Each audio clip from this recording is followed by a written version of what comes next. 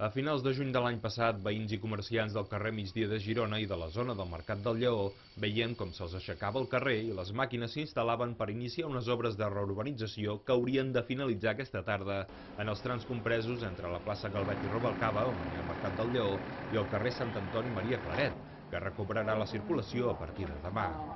Si bé en aquest tram ja s'hi permetia l'accés parcial des de Nadal, serà a partir de demà quan els conductors hi podran tornar circulant en dos sentits.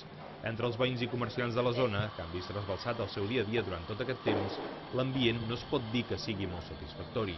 No notarem la normalitat general, però bueno, ja és molt que almenys aquest tros ho havíem demanat per Nadal i se'ns va dir que no, i almenys han tingut la consideració d'obrir-ho una miqueta abans perquè ja ens toca. Perquè han quedat amb almenys aparcament a fora, la zona blava els hi ha marxat i llavors tothom haurà d'anar al pàrquing. I vull dir, fer venir gent no ho crec pas. No ens ha ajudat gaire la crisi, menys ha ajudat que el carrer estigui tancat.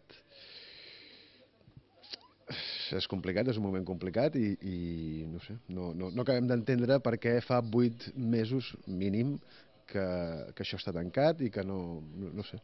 La finalització de les obres fa que durant tot el dia encara no es pugui circular per la plaça Calvet i Rubalcaba, direcció Jaume I.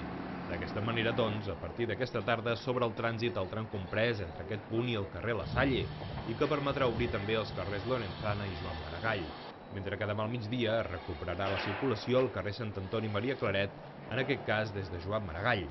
Mentrestant, les obres continuaran encara entre els carrers Maluquer Salvador i la Creu.